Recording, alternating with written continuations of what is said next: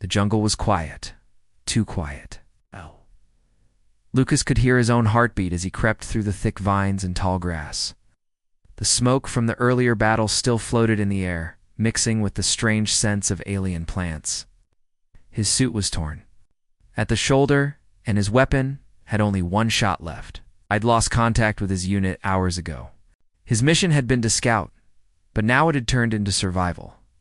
He moved carefully, stepping over roots and ducking under branches. He didn't want to draw attention. Drones had been flying overhead earlier, small, fast machines with red lights and loud engines. But now there was nothing. No sound, no birds, not even insects. Lucas came to a small clearing and paused. In the center was something metallic lying between the bushes. At first he thought it was a damaged robot, maybe one of the drones that had crashed. But as he got closer, he realized it was a person, or at least something close to a person. A tall figure in silver armor was lying still. The armor was shaped like something royal, smooth and decorated with symbols he didn't recognize. The helmet was cracked, and long silver hair spilled from the back. The figure was bleeding. Purple blood. Lucas raised his weapon. "Don't move," he said, his voice low but firm. The figure groaned and slowly turned its head. The helmet had split open, revealing a face soft and strange with glowing blue eyes. Not human, definitely alien. Yet there was something calm in the eyes, not violent. "You're not going to shoot me," the alien said, her voice deep but tired. Lucas blinked in surprise. She spoke English, not perfect but clear enough to understand. "How do you know?" "My language?" he asked, still pointing the weapon at her. "Your broadcasts. I studied them," she answered. "I am Queen Alira. My ship was shot down." He looked around. If she was telling the truth, there could be more of her people. Nearby, or enemies. He stepped forward slowly and knelt beside her. "You're injured," he said. "Yes," she whispered, "but not dead yet." Lucas hesitated, then lowered his weapon. Something about her felt different. She didn't try to attack. She didn't even ask for help. She just looked tired. He opened his med kit and pulled out a small bandage. "This might not work for your kind," he said, "but it's all I have." Alira nodded. "Do what you can." He gently wrapped her arm and used a gel to stop the bleeding. She didn't flinch. She just watched him closely, studying his face like she was trying to understand his thoughts. "Why are you helping me?" she asked. "I don't know," Lucas said honestly. "Maybe because you're not trying to kill me." She gave a weak smile. A simple reason, but a good one. He looked at her armor again. It was scratched and dented, but still beautiful. It wasn't built for war, it looked. More like it was made for a ruler, someone important. The light reflected off it in soft colors. Without thinking, he said, "You're beautiful even in that armor." Alira blinked, clearly surprised. Then she smiled again, this time a bit brighter. "Then you must be strange for a human." Laughed softly. "Maybe I am." He helped her sit up and looked around again. "We can't stay here. They'll come looking." "Where will we go?" she asked. "I saw a cave not far from here. It's small, but safe." She nodded slowly. "Help me walk." Lucas wrapped her arm around his shoulder and lifted her gently. She was heavy, mostly because of the armor, but he managed. Step by step, they moved through the jungle, avoiding open areas. It took nearly an hour, but they reached the cave. It was hidden behind thick roots and moss, just big enough for two people. "Ow." Lucas helped Her lie down on a soft patch of dry leaves. He lit a small heat lamp and checked her wound again. The bleeding had slowed. She looked better, though still weak. "Thank you," she said quietly. "Don't thank me yet," Lucas replied. "We might not survive the night. You are honest. I respect that." He sat beside her and rested his head against the wall. Outside, the wind moved through the trees. Still no sign of drones? "You're really a queen?" he asked. "Yes. My people live in a hidden kingdom on the edge of the galaxy." "Ow." "We don't like war, but we got pulled into one."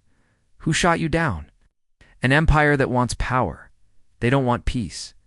Lucas nodded. "I've seen that before." Sat in silence for a while. Then Alira asked, "What's your name?" "Lucas." "Lucas," she repeated slowly, like she was testing the word. "A strong name." He chuckled. "You flatter me, Your Majesty." "Just Alira," she said. "Titles don't matter here." Lucas looked at her again. In the soft light, her face looked peaceful. Tired, but peaceful. Her armor, even broken, still looked graceful. And he realized something. She didn't look like a warrior or a queen right now. She just looked like someone far from home. Rest. He said, "I'll keep watch." She closed her eyes. "Good night, Lucas." He watched her for a moment longer, then turned his eyes to the dark outside. He didn't know what would happen tomorrow. But for now, two people once enemies. Quietly together, hiding from the same war, and somewhere deep inside. Both of them felt that this strange meeting was only the beginning. Lucas opened his eyes to the soft light of morning. The jungle outside the cave was still quiet, but birds now chirped somewhere in the trees. The night had passed without trouble, but he hadn't slept much. His body was tired, but his mind kept thinking about the strange woman beside him, the alien queen who had trusted him. Alira was still asleep, her breathing slow and even. Her armor had small cracks, and her crown-like helmet rested beside her. Without it, she looked calmer, softer, almost human in a way. Lucas didn't know why he had said those words. Yesterday about her being beautiful, but he hadn't been lying. He stepped outside to gather water. There was a small stream nearby. As he filled the bottle, he kept an eye on the sky. No drones, no ships. Still safe for now. When he returned, Alira was awake. She was sitting up, one hand touching her wound, the other resting on the cave wall. Her eyes met his as he walked in. "Good morning," she said. "Morning," he replied, and handed her the water. "You feeling better, little? The bleeding has stopped. Your medicine worked." Lucas smiled. "Guess human tech isn't too bad." Alira took a sip and gave a small nod. "You said your people came here for peace. Was that true?" Lucas sat down beside her. "Yeah. Or at least, that's what we were told. Earth sent us to explore, learn, and maybe help others. But we weren't. Ready for war? We didn't even know who the enemy was." "You were sent into someone else's fight," Alira said. "Pretty much," he replied. "And now I'm stuck in the middle of it." Alira looked away, her face thoughtful. "My people didn't want war either, but peace. Peace isn't easy when others crave control." Lucas looked at her hands. Even in her calm state, they were the hands of a warrior. Strong, steady, trained. "Why were you flying alone?" "I wasn't," she said. "My royal guards were with me. We were on our way to speak with the Galen Council to form a peace pact.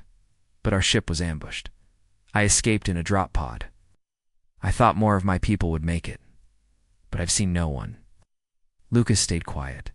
There wasn't much he could say. He knew that feeling losing people, watching missions fall apart. "I'm sorry," he finally said. "So am I," Lyra whispered. They sat there for a moment, listening to the sound of leaves outside. "You think your people will come for you?" he asked. "Maybe," she said, "if they know I'm alive." Lucas nodded. "Then we should help them find you. Maybe send a signal?" "Too dangerous," she said. "If the enemy hears it first, they'll find us before my people do." Lucas thought for a moment. "What if we move closer to the old Cum Tower on the ridge? I saw it when we landed. It might still work." Alira's eyes lit up a little. "A risk, but worth it. Do you think you can move? With help?" "Yes." Lucas helped her stand. She leaned on him again, but her steps were stronger than yesterday. Her armor still covered most of her body. But now Lucas could see small lights moving across its surface, maybe signs of healing systems.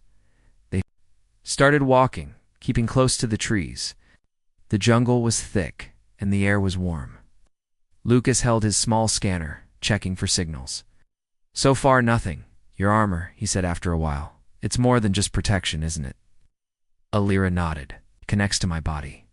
It reads my thoughts, reacts faster than hands alone. Every queen of my line wears one. It's both tradition and power. Be heavy." Not when you wear it your whole life, she said with a small smile. Lucas laughed. Guess I won't try it on then. They kept moving for hours. Once, they had to hide behind rocks when a patrol ship flew overhead. Lucas held his breath, his hand ready on his weapon. Alira stayed completely still. Her eyes closed as if listening to the engine sound. Once the ship passed, they moved again. By afternoon, they reached a wide stream with smooth stones and clear water. They stopped to rest, sitting by the edge. "Do you miss your world?" Alira asked. Lucas nodded. "Every day, Earth is loud, messy, full of problems. But it's home. Open sky. Blue open sky. Here it always feels like the trees are pressing in." "My world has tall towers and floating gardens," Alira said. "Music in the air, sunlight through golden glass. It's quiet there, too quiet sometimes. Sounds peaceful. Only on the surface." Lucas looked at her. "Not like what I expected from a queen. And you're not like what I expected from a soldier," she said. He chuckled. "I was just a scout. Lowest job on the team, yet you helped me. Didn't feel like I had a choice." Alira turned toward him. "But you did. You could have walked away. Left me to die." Lucas shrugged. "Not my style." She watched him for a moment, then said, "Your kindness is rare."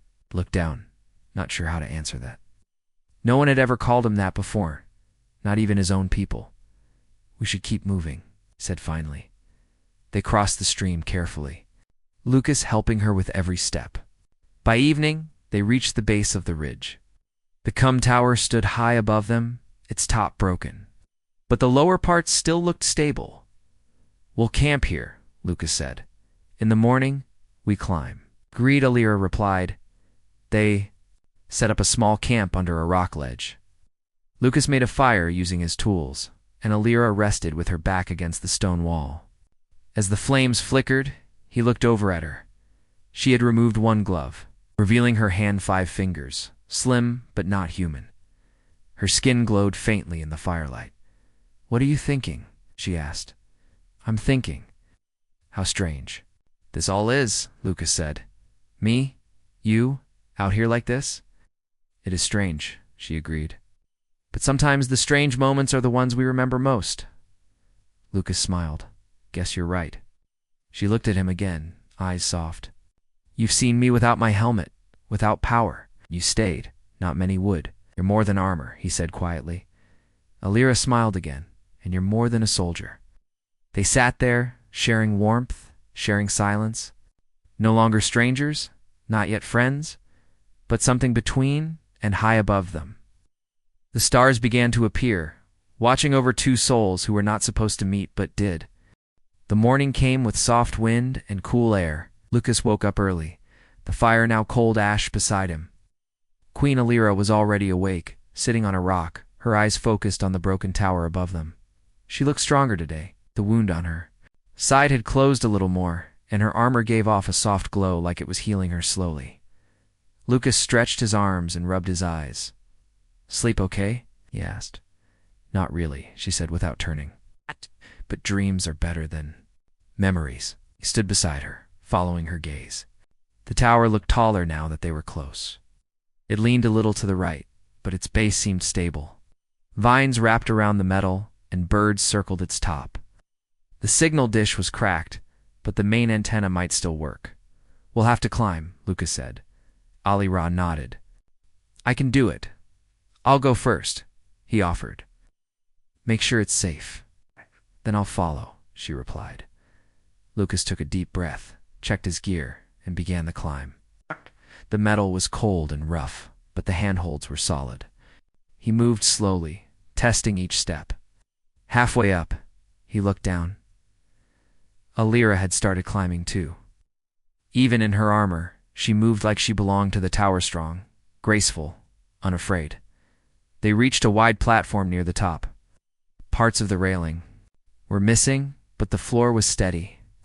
Lucas walked to the old control panel and wiped off the dirt. The buttons were worn, but the power light blinked faintly. "We might get lucky," he said. "We need to boost the signal," Alira said. My people use crystal code pulses. I can modify your system. Lucas stepped back. Go ahead. Stuff's beyond me. Lyra removed a small glowing crystal from her armor and placed it on the panel. Wires sparked. The lights blinked faster. She typed something with her armored fingers, and the panel screen lit up in a strange, alien language. The hum of energy grew louder. It's working, she said. Lucas smiled. Good, now we just wait for your people. Yes, if they hear. They'll come. Lucas sat down beside a metal beam and looked out over the trees. The jungle stretched in every direction, endless and green. It's quiet up here. Reminds me of my home, Alira said softly. Tell me about it. She looked at him, surprised. Why? Because I want to know who I'm helping, he said simply. Alira took a breath. My world is called Valira. Our cities float above the oceans. Everything glows in soft light. We don't build weapons, we grow them. We believe in harmony with energy, not in controlling it. Lucas listened carefully. Her voice was calm, but there was pain underneath. Then why the armor? Only the royal family wears armor, she said. Not for war, but for protection. My role is to speak, to lead. But sometimes words aren't enough. Lucas nodded. Yeah, sometimes you need to show strength too. I didn't want this war, she said. I wanted peace. That's why I traveled here to stop the blood before it started. But the enemy, they planned. Betrayal, Lucas frowned. Do you know who attacked you? Yes, the Xerac Alliance. They fear change. Peace would weaken their control. Lucas leaned back. They're the ones we thought were allies. They lied to you, she said. Just like they tried. To lie to us? Lucas let out a sigh. That's not surprising. For a while, they sat in silence. Wind blew through the tower, birds landed and flew off again. Far away thunder rumbled behind dark clouds. You think they'll find us soon? He asked. If they're listening, yes, maybe hours. Maybe days. Lucas stood and looked toward the sky, then we wait and we prepare. Alira stood beside him. Lucas, I need to tell you something. He turned to her. What is it? If my people come, they may not trust you. Humans are still strangers to us. Double quotes. Lucas nodded. I get it. But I will protect you. She saved me. You gave me respect when I had nothing. He smiled. You gave it back. She stepped closer. You saw me without armor, without power. You didn't run. I saw someone brave. Someone who didn't give up. Alira looked down, her voice quiet. You're the only one who's said that to me. Before Lucas could answer, a beep came from the panel. Alira rushed. Over. Symbols danced across the screen. She touched the crystal again, and a new voice came through the small speaker soft. Musical, and in her language. What's it saying? Lucas asked. It's my commander, she said with wide eyes. Right, they got the signal. They're coming. Smiled with relief. That's great news. They'll be here within a day, but... She hesitated, her voice unsure. But what? They told me something else. The enemy knows I'm alive. They're sending a fleet. Lucas froze. How soon? Hours, she said. Maybe less. He looked around. We need to leave. This tower, it's too open, Alira agreed. They quickly climbed down, moving faster than before. As they reached the jungle floor, the sky above them darkened. A ship passed overhead, a dark, fast shadow. They're here, Lucas said. We run, Alira replied. They ran through the trees, past roots, and fallen logs. Lucas led the way, guiding her toward the deeper part of the jungle. Behind them, ships moved in the sky, searching, scanning. They found shelter in a cave beneath a waterfall. Wet, but safe. Lucas scanned the area, no signals nearby. Alira sat. Down, her breath heavy. They'll find us soon. Lucas looked at her. Then we fight, just the two of us. For now, he said, till your people arrive. Alira looked at him. You're not afraid? Of course I am, he said. But I'm not leaving you. She smiled again, a quiet smile full of meaning. You are strange, and brave. He smiled back. You're still beautiful in that. Armor. She touched his hand, and you are more human than any human I've met. Outside, the jungle waited. Above, danger flew closer. But inside the cave, for one moment, two people found something stronger than fear. Lucas crouched near the mouth of the cave, watching the jungle. Thick trees and falling water helped hide them, but he still felt the weight of danger pressing down. The enemy ships had passed overhead several times. Each time, they flew lower. They were getting closer. Behind him, Queen Alira sat quietly, her eyes closed. She was not resting, she was listening. Her kind could sense energy changes in the air. Every breath she took was calm and steady, like a warrior waiting for the moment to strike. Lucas whispered, "How close are they?" Alira opened her eyes. "2 ships are nearby. One of them just released scouts." Lucas nodded. "Then we don't have much time." He checked his weapon. Oz. "Only 1 charge left. Not enough." He looked at Alira. "Do you still have your weapon?" She lifted a piece of her armor and pulled out a thin, glowing blade. It hummed softly. "This is part of me," she said. "I was born with it. Can it stop them?" "Yes, but only if they come close." Lucas looked at the path ahead. "Then we have to lead them away." Alira tilted her head. "You want to distract them?" "They're looking for you," he said. "If they find me first, maybe they'll follow me. You can stay hidden until your people arrive." Alira stood. "No, Lucas. I won't let you go alone. You have to survive," he said. "The Queen, you matter more." She stepped closer, her face serious. "You matter too, not because you saved me, but because you gave me hope. I won't lose that." Lucas felt her words hit something deep inside. He wanted to argue, but something in her eyes stopped him. She had already made her choice. "Then we fight together," he said softly. "Together." She repeated. They moved quickly. Alira led them through narrow paths and up a hill covered in thick vines.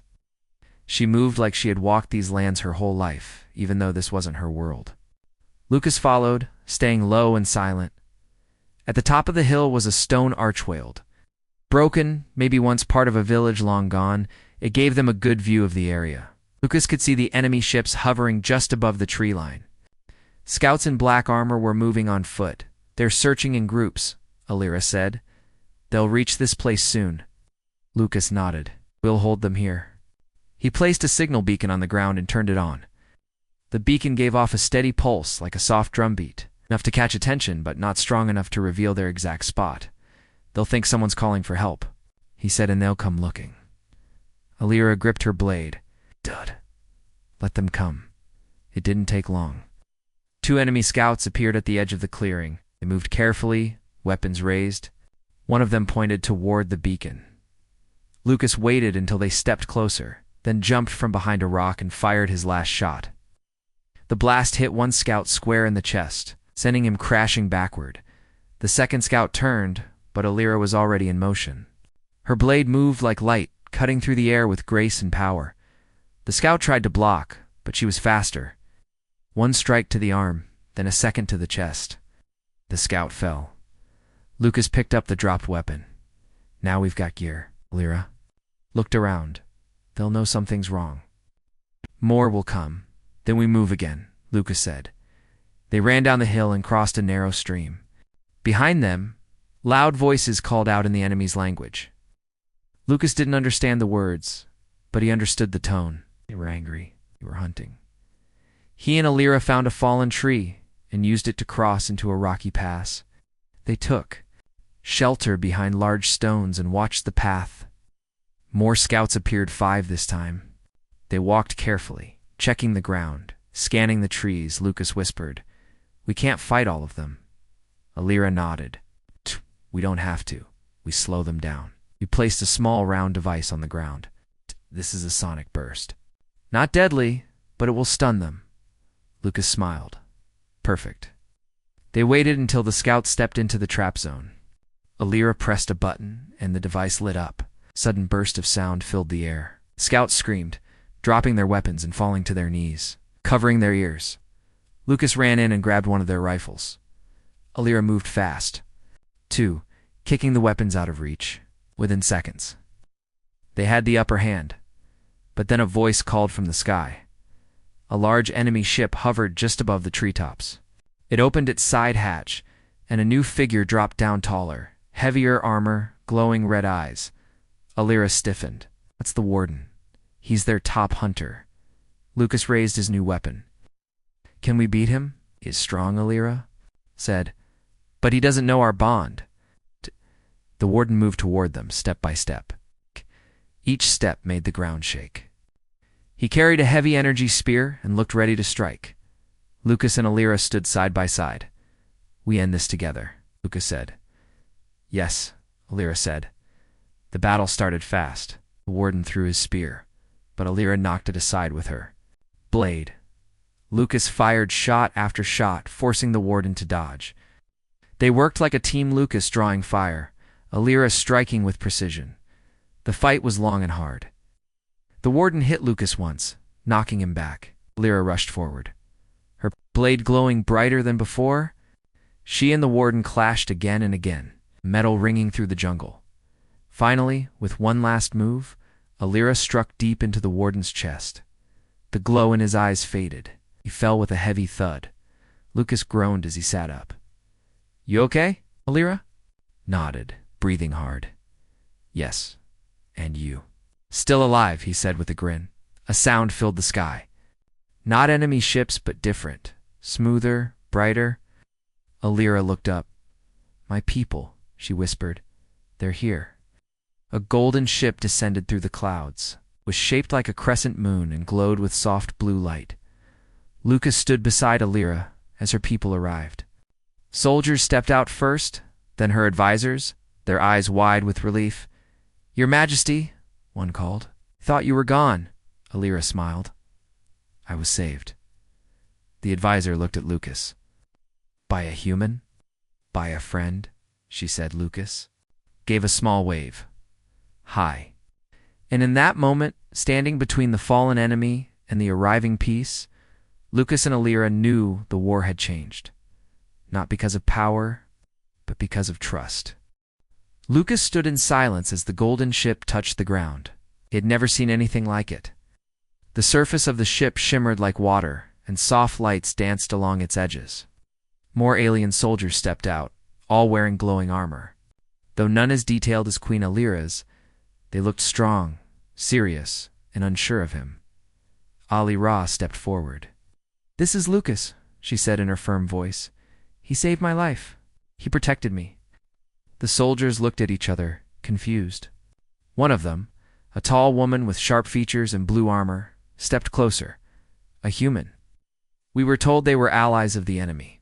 Lucas raised his hands. I didn't know anything about that. I was just following orders until I met her.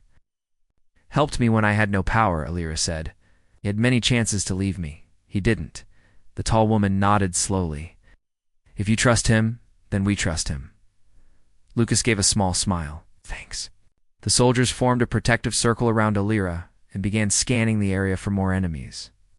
The golden ship's lights grew brighter as its healing center opened inside. Alira turned to Lucas and placed a hand on his shoulder. Come with me, she said. Into the ship? He asked. Yes, you are no longer just a soldier. You're now part of something greater. Lucas followed her into the ship. The inside was peaceful, smooth walls, glowing paths, and warm air. It felt more like a temple than a ship. Soft music played from somewhere. Calming his mind, they entered a healing chamber where a large blue crystal hovered in the air. Alira removed her outer armor and stepped into the center. The crystal's light surrounded her, scanning and healing the damage. Lucas looked away, not wanting to be rude, but she turned her head and spoke. You've already seen me without power. Lucas, you don't need to turn away now. He looked at her. Her eyes were calm, even with the crystal's light dancing around her. She looked stronger than ever. You look like yourself, he said. She smiled. Because I am. No more pretending. No more fear. After a while, she stepped out, fully healed. The armor formed back around her, but now it shimmered brighter. like it had gained something new. "You're still beautiful in that armor," Lucas said without thinking. Alira smiled again. "And you still say it like it's the first time." Voice called from the hallway. The ship's captain had returned with news. "My queen," he said, bowing. "The enemy is retreating. They lost their leader. The signal you sent was powerful. Many systems are questioning the alliance now." "And what of the human fleet?" she asked. "They're confused," he said. "They didn't know about the betrayal either. They've agreed to meet." Lucas stepped forward, and maybe there's still hope. "Yes," Alira said. "But they need to hear the truth." She looked at Lucas. "Will you stand with me?" He paused. "You want me to speak? Not just speak," she said. "I want them to see what we can be. You and me." He nodded. "I'll do it." The next day, they flew to a neutral station in orbit, a large, ring-shaped structure floating above the planet. Ships from many species were docked there. It was a place of talks, not war. Inside the meeting hall, leaders from both human command and alien empires sat in silence. Tension filled the room. Then Alira entered, wearing her shining armor, and Lucas walked beside her in his torn uniform. Whispers filled the air. Alira raised her hand. "Before you speak against this human, you must hear the truth." She told her story, clear and calm. She told them how she had been betrayed, how Lucas had found her, and how they had survived together. Lucas spoke to simple words, honest feelings. "I didn't save a queen," he said. "I saved a person, someone who trusted me even when—" She didn't have to. The room was quiet. Then one human commander stood up. "You say we were lied to? By the Xerac Alliance?" Alira nodded. "Yes, and they are losing control." "Then we've all been fooled," the commander said. The talks continued for hours. But by the end, something had changed. Leaders were no longer talking with fear, they were talking with hope. As the meeting ended, Lucas and Alira stood outside the hall, watching ships fly past the windows. "We did it," Lucas said softly. "No," Alira replied. "We started it. Peace is not won in a day." Lucas looked at her. "What now?" "My people want me to return," she said. "To guide the rebuilding." He nodded slowly. "Makes sense?" She turned to him. "But I want you there with me." Lucas blinked. "Me at your side?" "Yes," she said. "Not as a soldier, not as a guard, but as someone I trust." He looked into her glowing eyes. "Then I'll come." She smiled and reached for his hand. "Good. We have much to build." They stood there, side by side, as ships moved through. The star's enemies had become friends. War had turned into a new beginning. And all because one human had said something simple, but true. "You're beautiful, even in that armor." The sky of Valera was unlike anything Lucas had ever seen. The clouds moved in smooth, glowing streams, and the air carried soft music from distant towers. Below, oceans sparkled under floating cities. Above, golden lights drifted like fireflies. Across the night, Lucas stood at the edge of a wide platform in one of the royal sky gardens. Plants glowed with soft blue colors. Trees sang low songs when the wind passed through. And at the center of it all stood Queen Alira, watching the horizon. She had brought him home. It had been 2 weeks since the peace talks at the space station. 2 weeks since Alira stood before the galaxy and told her story, and now she was back where she belonged on her throne. But everything was different now. Lucas walked over to her.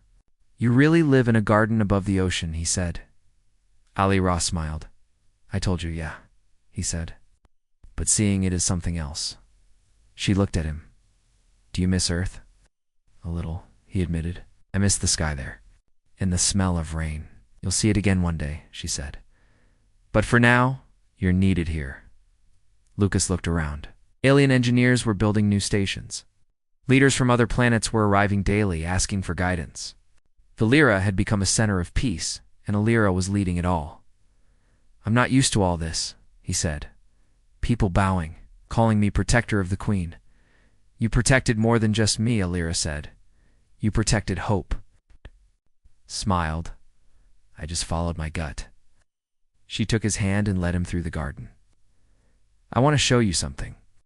They walked past glowing vines and crystal fountains. They came to a tall statue being built from smooth silver stone. It showed two figures, one in royal armor, one in a torn human uniform standing together with joined hands. Peace symbols floated above their heads. Lucas stared. Is that us? Yes, Alira said. Our story changed the galaxy. It must be remembered. Lucas didn't know what to say. He felt a strange warmth in his chest he had never expected to become. Part of something so big. He was just a soldier, a scout, someone who followed orders, and now he was part of a legend. Alira looked at the statue and spoke softly. When I was young, I thought strength meant standing alone, but I was wrong. Lucas looked at her, and now I know that true strength means standing with someone, trusting them. He nodded. You taught me that too. She turned to him. Lucas, there is something more. He raised an eyebrow. More than saving the galaxy. Yes, she said, more personal. He waited. Alira stepped closer. I want you to stay. It's not just as a friend or protector, but as someone beside me, always. Lucas's eyes widened. Oh, you mean, yes, she said, smiling. I want you to walk this path with me, as my equal, as my partner. He looked into her glowing eyes, remembering every moment they had survived together. The cave, the tower, the battle, the flight, the peace. And without hesitation, he said, yes, I'll stay. Not because of the throne, not because of your armor, but because of you. She reached up and touched his face gently. Then we begin a new chapter together. The next day, the royal court gathered under the sky. Leaders from across the galaxy watched as Queen Alira stepped onto the center stage in her ceremonial armor shining silver.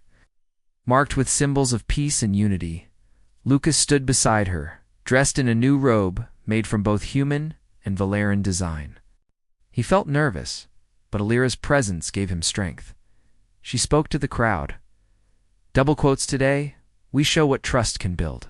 Today we begin not just a new rule, but a new way. She turned to Lucas. This human stood with me when I had nothing. He gave me strength when I had no voice. He is more than a warrior.